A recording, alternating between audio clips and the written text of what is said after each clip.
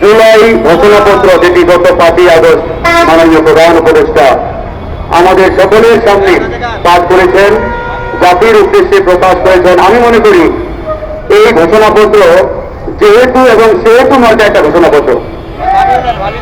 এই ঘোষণাপত্রে জাতির যে আশা আকাঙ্ক্ষা, জনগণের যে প্রত্যাশা, তার থেকে কোথাও আমরা লক্ষ্য করি নাই।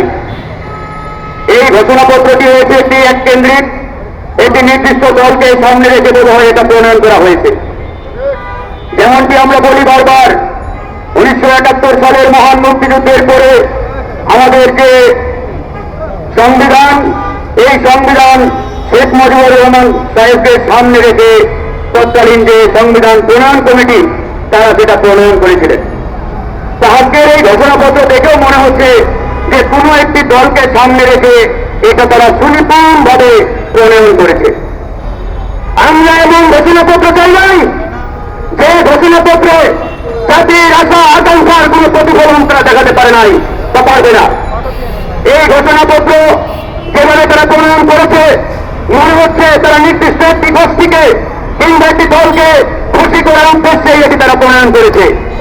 এই ঘোষণাপত্রে আমাদের জাতিসত্তার যে ইতিহাস, এই বাংলাদেশের যে ইতিহাস, সেই ইতিহাসের পরতে পরতে জনগণের কোন অংশগ্রহণ আমরা লক্ষ্য করি নাই। এই যে জুলাই গণঅভ্যুত্থান, যে গণঅভ্যুত্থানে প্রায় 2000 ছাত্র জনতা জীবন দিয়েছেন, হাজার হাজার মানুষ রক্ত ধরিয়েছেন, তাদের আত্মত্যাগের বিনিময়ে আজকের এই বাংলাদেশ, তাদের অবদানকে এই ঘোষণাপত্রে তুলে ধরা হয় নাই। এই ঘোষণাপত্রে 47 নেই, 71 আছে, কিন্তু সেটাও 1 পেছে। এরপরে আমি যদি আজকে প্রশ্ন করি, এই যে জুলাই গণঅভ্যুত্থান 2024 সালের আগস্ট এবং জুলাই মাসে, এটি ওই 71কে কেন্দ্র করে সংগঠিত হয় নাই। এই জুলাই গণঅভ্যুত্থান সংগঠিত হয়েছিল বিগত আওয়ামী দুঃশাসনকালের এই 15-16 বছরের যে জুলুম নির্যাতন, যে খুন, এই ঘটনাগুলোকে কেন্দ্র করে এদেশের মানুষ বিক্ষুব্ধ হয়ে এই আওয়ামী ফ্যাসিবাদের বিরুদ্ধে রুখে দাঁড়িয়েছিল। প্রিয় ভাইরা আমার, আজকে 2009 সালের যে পিলখানার নারকীয় হত্যাকাণ্ড, এই নারকীয় হত্যাকাণ্ডের মাধ্যমে আওয়ামী ফ্যাসিবাদকে আনুষ্ঠানিকভাবে এই বাংলাদেশে ভারতীয় পরিকল্পনায় তারা প্রতিষ্ঠা করেছিল। কিন্তু অত্যন্ত লজ্জার বিষয়, দুঃখের বিষয়, সেই পিলখানার নারকীয় হত্যাকাণ্ডকে এই সরকার ঘোষণাপত্রে অন্তর্ভুক্ত করে নাই। 2013 সালের 5ই মে শাপলা চত্বরে হেফাজতে ইসলামের উপরে সেই ভারতীয় পরিকল্পনায় আওয়ামী সেই গুন্ডা বাহিনীর যে নারকীয় তাণ্ডব, এই তাণ্ডবকেও তারা উল্লেখ করে নাই। এর মাধ্যমে আমি মনে করি এদেশের ধর্মপ্রাণ লাখো কোটি মুসলমানের হৃদয় এই ঘোষণাপত্রের মাধ্যমে কুঠারাঘাত করেছে অন্তর্বর্তী সরকার। আমার সবচাইতে অবাক লাগে যে আন্দোলনের বীজ আমরা 2018 সালে বপন করেছিলাম ঢাকা বিশ্ববিদ্যালয়ের মাটিতে, সেই ঐতিহাসিক কোটা আন্দোলনের মাধ্যমে। সেই কোটা আন্দোলন না হলে এই 24 সালের গণঅভ্যুত্থান হতো কিনা, এটা কিন্তু বড় একটা প্রশ্নের বিষয়।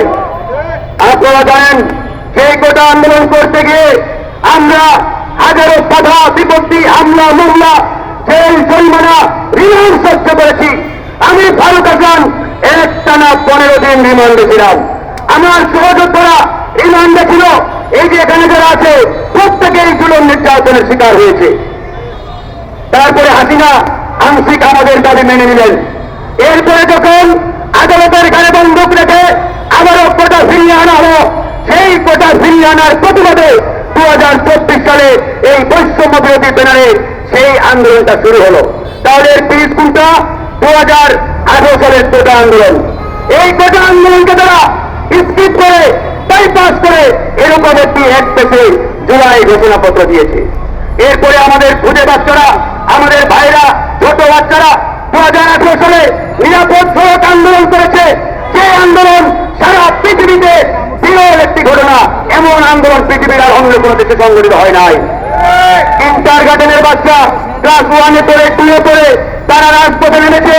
তারা পুলিশ, এসপি, এমপি মন্ত্রীর গাড়ি থামিয়ে বলেছে রাষ্ট্র সংস্কারের কাজ চলছে, সাময়িক অসুবিধার জন্য প্রকৃত।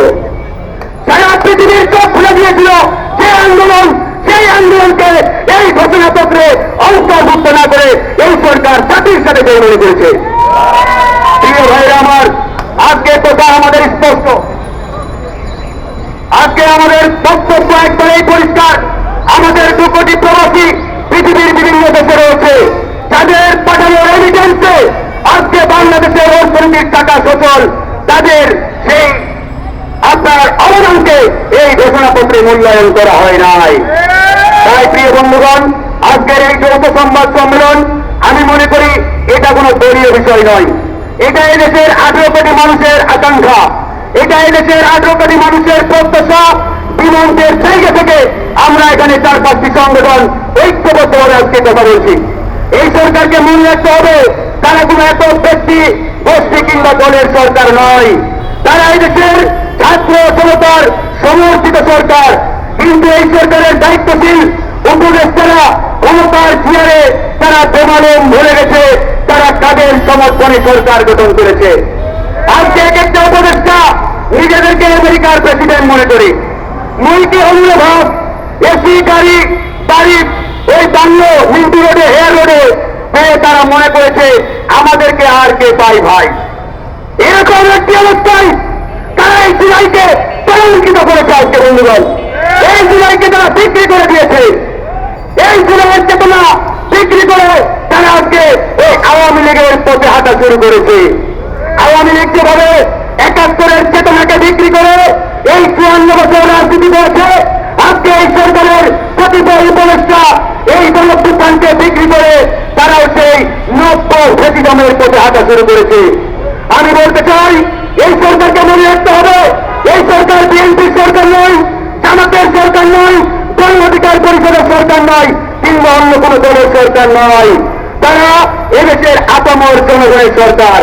জনগণের আশা আকাঙ্ক্ষা যদি তারা বাস্তবায়ন করতে না করে, তাহলে তাদের এই চেয়ারে থাকার আর 1 মিনিটও তাদের কোন নৈতিক অধিকার নেই। তাই আজকের এই সংবাদ সম্মেলন থেকে একটা আহ্বান জানিয়ে শেষ করব, আপনাদেরকে দ্রুত জগন্নাথ হয়ে বসে থাকার জন্য এই চেয়ার দেওয়া হয় নাই। যদি মনে করে থাকেন চেয়ারে বসে ওই টামাটোর দিন কাটাবেন, এসির বাতাসকে সময় পার করে একটা যেন মার্কা নির্বাচন দিয়ে বিদায় নেবেন, মনে রাখবেন আপনাদের পরিণতি ওই বিগত মঈনুদ্দিন ফখরুদ্দিনের মতোই হবে। এদেশের মানুষ ওই যেন মার্কাগুলো নির্বাচন গ্রহণ করবে না।